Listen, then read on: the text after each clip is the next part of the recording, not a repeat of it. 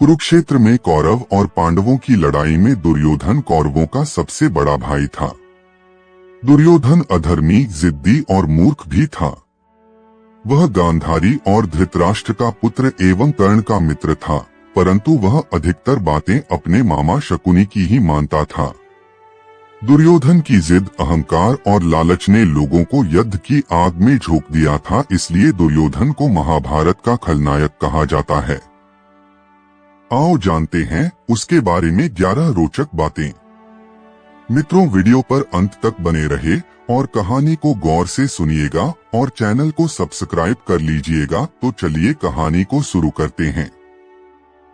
एक दुर्योधन का जन्म 100 घड़े में से पहले घड़े से हुआ था। जब दुर्योधन का जन्म हुआ तो वह रोने के बजाय गधे की तरह रेंकने लगा और जन्म लेते ही बोलने भी लगा था। दुर्योधन ने जैसे ही जन्म लिया तो कई तरह के अपशकुन देखने को मिले, जैसे शियार जोर जोर से रोने लगे, उल्लू शोर मचाने लगे, आसमान में अचानक काले बादल छा गए।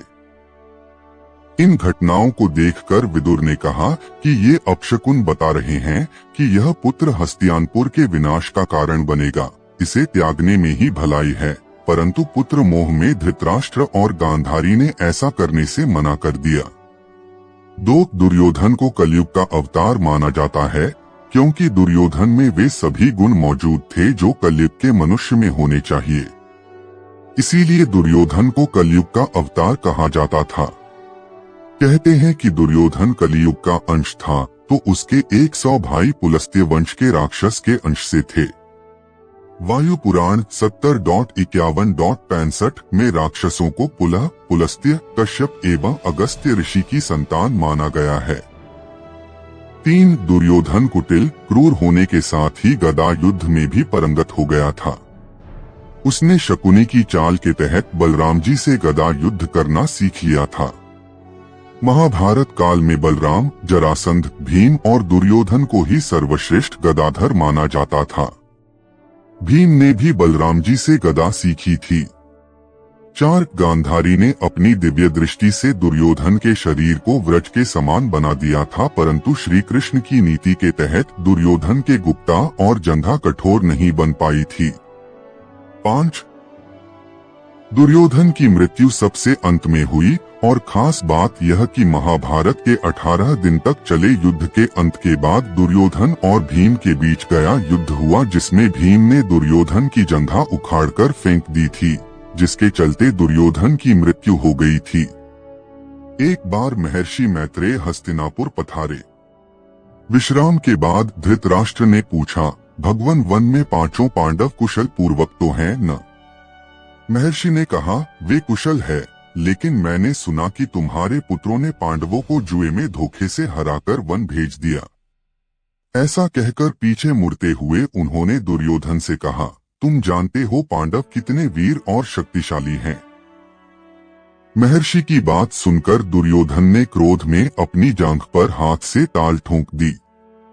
दुर्योधन की यह उद्दंडता देखकर महर्षि को क्रोध आ गया और उन्होंने कहा, तू मेरा तिरस्कार करता है, मेरी बात शांति पूर्वक सुन नहीं सकता। जा उद्दंडी, जिस जंघा पर तू ताल ठोंक रहा है उस जंघा को भीम अपनी गदा से तोड़ देगा। बस यही शाप दुर्योधन को ले डूबा। 6. रिश्तों में दुर्योधन जहां अर्जुन का सौतेला भाई था, वहीं वह श्री कृष्ण का समधी भी था। श्री कृष्ण के पुत्र सांब ने दुर्योधन की पुत्री लक्ष्मणा से विवाह किया था। अर्जुन और श्री कृष्ण भी आपस में भाई ही थे, क्योंकि अर्जुन श्री कृष्ण की बुआ कुंती का लड़का था। लेकिन अर्जुन ने जब श्री कृष्ण की बहन सुभद्रा से विवाह किया तो वे उनके जीजा भी बन गए थे।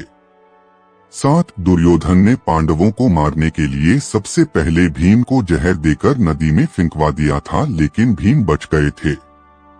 फिर दुर्योधन ने पांडवों को मारने के लिए वारणावत में लक्ष्यागृह का निर्माण कराया, वहां से भी पांडव बचकर निकल गए थे। फिर पांडवों के वनवास होने के बाद अज्ञातवास में दुर्योधन जंगल जंगल पांडवों को ढूंढने के लिए अपनी सेनाएं भेजता रहता था।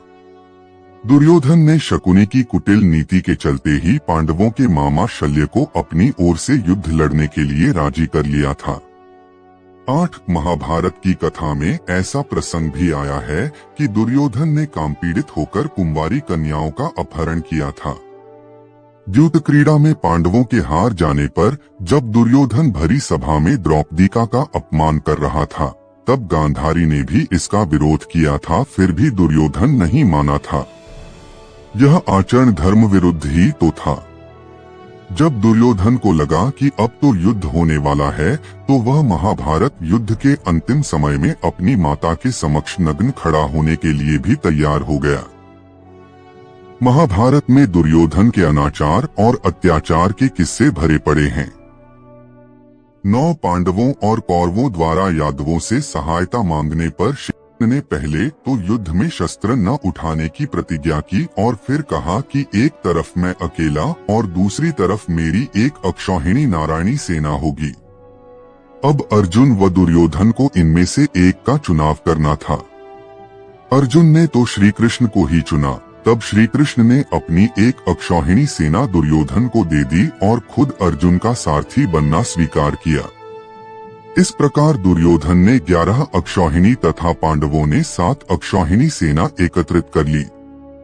10 दुर्योधन की पत्नी का नाम भानुमति था, जो मल्ल और द्वंद्व युद्ध में पारंगत थी और वह दुर्योधन के साथ अखाड़े में कुश्ती लड़ती थी।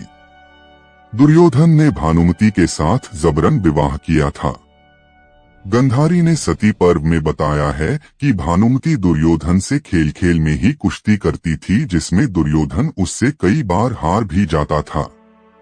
भले ही दुर्योधन भानुमति को हरण करके लाया था, लेकिन भानुमति को दुर्योधन से प्यार हो गया था।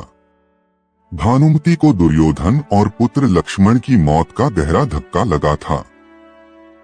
उससे सांत्वना देने वाला कोई नहीं बचा था। अंत में वह बिचारी पांडवों के आश्रय पर जिंदा रही और बड़ी मुश्किल से जीवन गुजारा। दुर्योधन की बहन का नाम दुश्शला था, जिसका विवाह सिंधु नरेश जयद्रथ से हुआ था। 11 कौरवों की सेना सभी तरह के शक्तिशाली थी। एक से बढ़कर एक महारथी थे, परंतु फिर भी सभी हार गए और इसका एकमात्र कारण दुर्योधन ही था, क्योंकि उसने सही समय पर सही निर्णय नहीं लिया और कई तरह की गलतियां की। पहली गलती उसने श्री कृष्ण की बजाया नारायणी सेना मांगकर की। दूसरी गलती उसने भीष्म पितामह और द्रोणाचार्य की बातों पर ध्यान नहीं दिया।